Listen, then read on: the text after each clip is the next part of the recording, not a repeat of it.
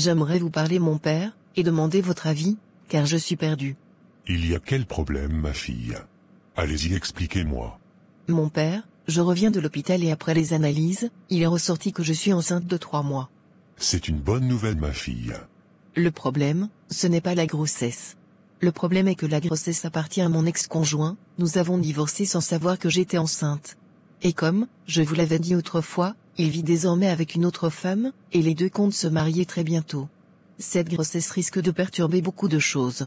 Je ne peux pas élever un enfant toute seule, je ne suis pas encore prête pour cela. Et actuellement, lorsque tu es une mère célibataire, pour trouver un homme qui va t'épouser, ce n'est pas facile. Alors, qu'est-ce que vous voulez faire? Mon père, je ne sais pas si la Bible l'autorise, mais je ne veux pas garder cette grossesse, je veux l'avorter car cela causera beaucoup d'ennuis à moi, et aussi à lui et à sa nouvelle femme. Ma fille, vous savez, la vie est un cadeau, chaque vie est précieuse, même celle d'un bébé dans le ventre de sa mère. Donc, tuer volontairement un enfant à naître, revient à commettre un meurtre. Pourtant Dieu nous demande de ne pas tuer.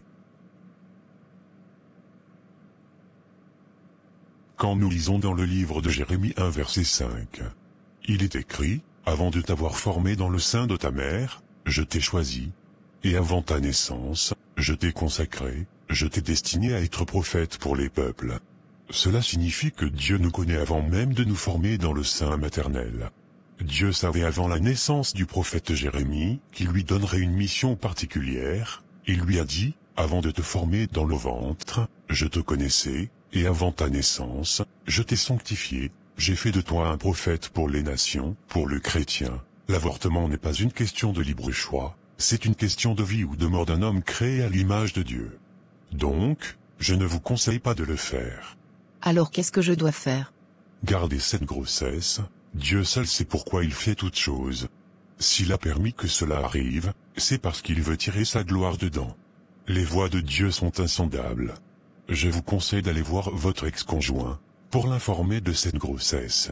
Même si vous ne pouvez plus vous remettre ensemble, mais ensemble vous pourrez vous occuper de cet enfant, c'est très important. C'est vraiment difficile ce que vous me demandez.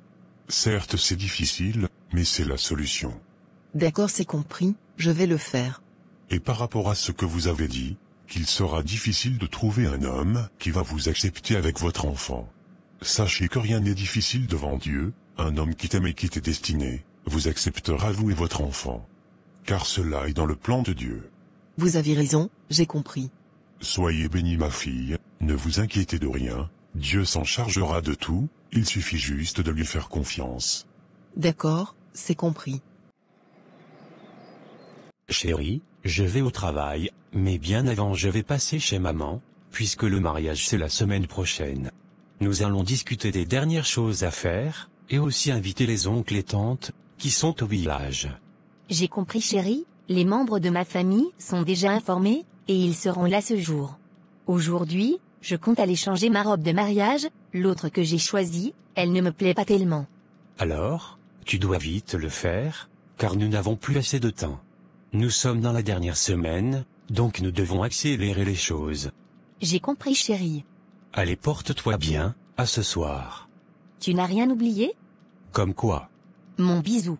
Désolé mon petit cœur.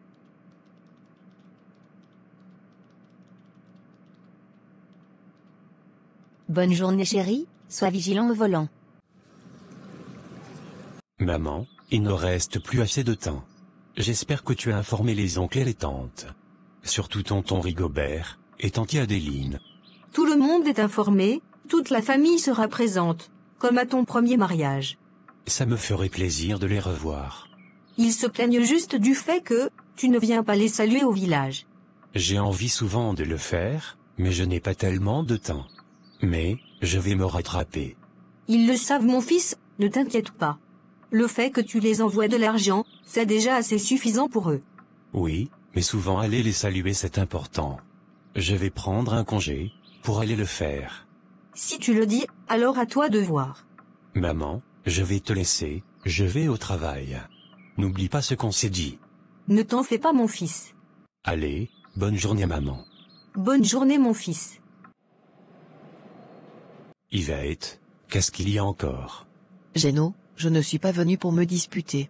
Alors, Dis-moi pourquoi tu es là. Je suis venu juste t'informer que je suis enceinte de toi. Tu es en quoi? Géno, tu as bien compris, je dis que je suis enceinte de toi. C'est quelle histoire ça encore, Yvette? Comment cela peut être possible? Nous avons divorcé ça fera bientôt 2 mois, et tu viens me dire que tu es enceinte de moi. C'est une grossesse de 3 mois, je l'ai contractée lorsque nous nous sommes remis ensemble, et tu le sais très bien que j'avais arrêté de prendre les pilules. Parce que tu m'as dit que tu voulais un enfant. Dis-moi, qu'est-ce qui prouve que cette grossesse est pour moi, d'autant plus que tu avais un amant? Géno, je suis une femme, quand je te dis que la grossesse est de toi, c'est que je suis certaine. Et de plus je connais mon corps. Tu connais ton corps, et puis c'est après 3 mois, que tu t'es rendu compte que tu es enceinte. Écoute Yvette, ne viens pas me créer des problèmes, je me marie la semaine prochaine. Ne viens pas gâcher mon mariage. Géno, je n'ai pas l'intention de gâcher ton mariage, je voulais juste t'informer de cela. Tu es libre de reconnaître la paternité de l'enfant, ou non. Mais, je ne vais pas te forcer à le faire. Yvette, tu sais bien que je me marie la semaine prochaine, et tu viens me dire que tu es enceinte de moi, tu as pensé à quoi en venant me dire ça? J'ai pensé au fait que tu as couché avec moi, donc tu es le père de mon enfant. Yvette, nous allons couper tout court. Dis-moi, tu as besoin de combien pour enlever cette grossesse? Je n'ai besoin de rien, et je ne compte pas aussi avorter. Pourquoi tu ne veux pas avorter? Donc tu veux juste me créer des problèmes, c'est ça? Non Géno, je n'ai pas envie de tuer cet enfant qui n'a rien demandé, je ne veux pas qu'il paye pour mes mauvais actes. Même si tu ne le reconnais pas, je vais m'occuper de lui comme je peux. Mais, je voudrais que tu saches que c'est ton enfant, c'est tout ce que je voulais te dire. Et une fois de plus, je ne veux pas gâcher ton mariage, je vais rester loin de vous. Écoute Yvette, rentre à la maison. Je vais réfléchir. Et après, je vais t'appeler pour mieux discuter. Fais ce que tu veux Géno, comme je te l'ai dit, je n'attends rien de toi, je n'ai pas besoin de ton argent, ni pour qu'on se remette ensemble. Je voulais juste t'informer, et à toi de voir ce que tu dois faire. Et quelle qu'en soit ta décision, je serai d'accord avec. D'accord, il n'y a pas de problème, je t'appellerai demain soir. D'accord, si tu le dis. Bonne journée à toi. Merci, à toi également. Alors, comment ça va le futur marié? Bernard, ça ne va pas vraiment. Il y a quel problème? C'est Yvette. Qu'est-ce qu'elle veut? Elle est venue m'informer ce matin qu'elle est enceinte. Mais si elle est enceinte, il est où ton problème? Le problème est que, je suis l'auteur. Tu es vraiment sûr que cette grossesse est pour toi? Tu connais très bien Yvette, c'est une grande manipulatrice.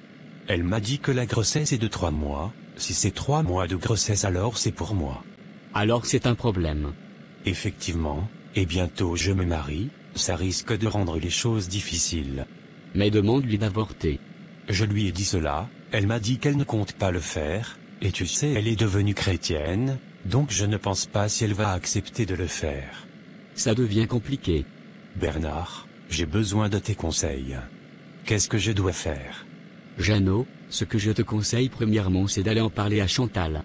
Tu lui expliques la situation, et tu lui fais comprendre que tu tiens toujours à elle, et que le mariage aura bel et bien lieu. Et si tu es rassuré que la grossesse d'Yvette est pour toi, tu peux t'en occuper, et tu la considères comme la mère de ton enfant, c'est tout. Il y a des hommes qui sont mariés, et qui ont eu des enfants avec des femmes avant de se marier, ils s'occupent de leurs enfants, et c'est ça le plus important. Mais, tu sais Bernard, pour l'éducation d'un enfant, il faut qu'il vive avec ses 2 parents, c'est très important. Je le sais Jeannot, mais ce n'est pas de ta faute. Laisse Yvette avec sa grossesse, et occupe-toi d'elle. Ne va pas commettre une bêtise, en annulant le mariage, pour te remettre avec Yvette. Si tu le fais, ça sera à tes risques et périls. Tout ceci devient trop compliqué, je ne sais même plus quoi faire. Tout compte fait, réfléchis très bien. Tu es un homme, donc prends une décision et assume. D'accord, j'ai compris.